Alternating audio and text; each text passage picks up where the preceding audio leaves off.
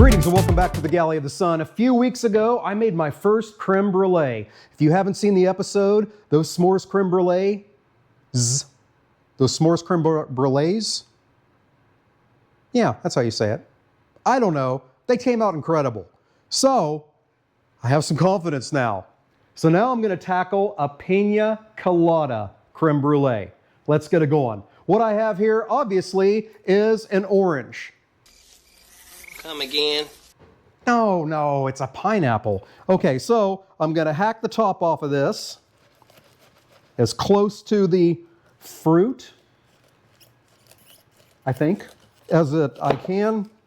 And we're going to set that aside. Then we're going to cut this exactly in half this way. I want to eyeball this. This is going to be our dish. So I want to cut it in a way that it's best going to serve as that. I think that's right there. There we go. We got our half. Look, another half. All right, going to do that to the other one. Makes it pretty easy with my badass Dalstrong 10.25-inch Japanese chef knife. Link down below. All right, we have our pineapples ready. On to the next step. That next step is I am going to scoop the innards out of these so we can use them as a bowl. I am not currently sure of the best way to do this. We'll start with a spoon and see what happens. We have help. Obviously, a spoon is not the way to go. Ah, like an avocado. Okay. I can get it from here. There you go. All right, thank you. All right, I have been educated. Cut yourself little cubes like that and then scoop it out. So I'm going to get that done to these four, and then we'll be back for the next steps. We'll see you then. What should be the hard part, making our bowls, is complete. And that was the best way to do it, to take a knife and just like you're getting the innards of an avocado out. So all that resultant mess is here in the blender. I'm going to go blend. Be right back. The Vitamix made very quick work of that. I need a half a cup. By the way, I'm doubling the recipe, and as always, loyal viewers, all the ingredients, the amounts, and the directions are in a recipe.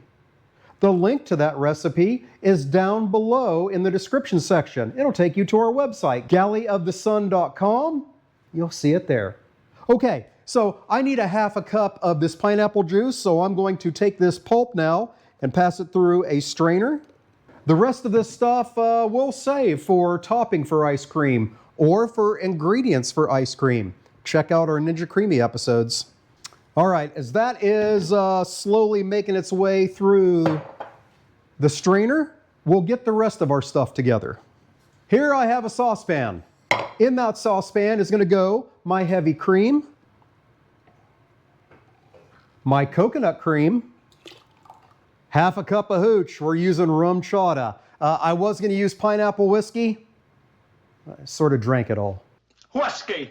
But I have rum chata. Malibu rum would be a good choice for this too. Vanilla extract, my granulated sugar,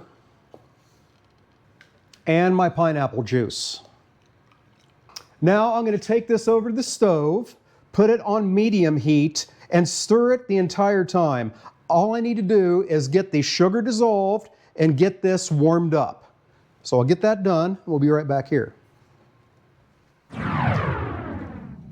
After about 10 minutes of continuous stirring, I have chicken-free custard, but it's not done. We need to incorporate the chicken seed. So in this bowl, I have 10 egg yolks. I'm going to get to whisking those, and then I'm going to slowly de-rizzle For shizzle dizzle. the custard mixture in there. We want to go slow because we don't want to cook these, we want to incorporate them.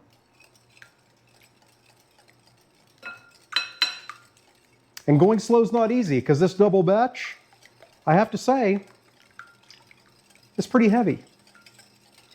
Behind the camera, I'm being monitored by the baking queen of the Galley of the Sun. She's not frowning yet. As I'm doing this, my oven is preheating to 300 degrees Fahrenheit. All right, we now have custard. Now we're going to take our custard with chicken seed and pass it through this fine mesh sieve, just in case we scrambled any of those egg yolks.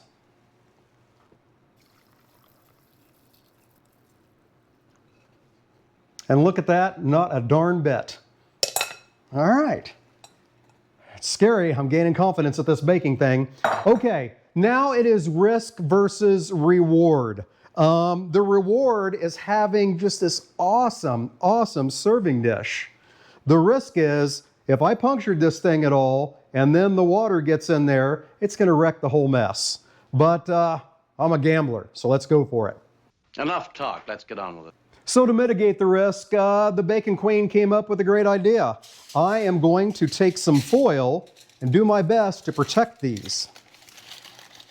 Is it gonna totally prevent a disaster? No, but it's gonna make it less likely.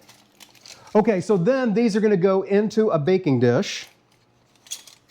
Then we're gonna carefully add our custard to each one of our pineapple shells.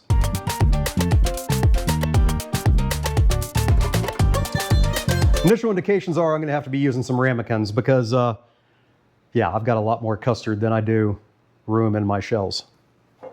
I have a water kettle right now, heating up some water. I'm going to pour water into the baking dish till it fills about halfway up the level of the pineapple. Then they're going into a 300-degree Fahrenheit oven for about 35 to 40 minutes. So we'll see you when it's time to pull them out. The crème brûlée has been sitting in the refrigerator for about 3 hours. Now let's get it finished up. Well, right now it's custard and a pineapple.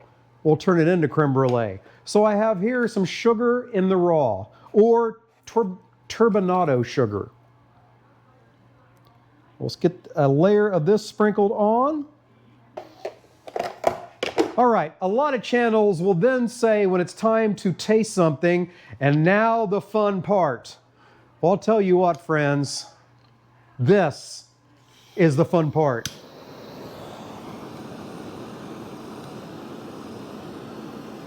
It's really fun if you know how to turn it off. Okay, the Oasis is not burned down. I have my hard shell done. Now we'll bring in our hard judge, Charlotte.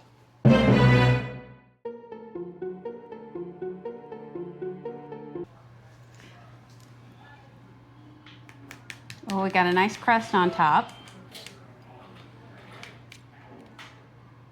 But the crust is the easy part. Yeah, but it's not crème brûlée without the crust. That's true.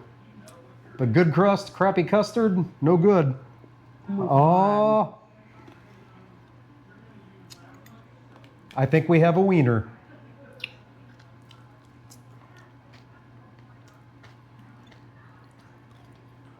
Oh my gosh, yes. That screams piña colada. Absolutely screams piña colada. All right, there you go. Hey, the piña colada crème brûlée. Give it a try. Hey, I hope you enjoyed what you saw today. Until we see you next time, fair winds and falling seas.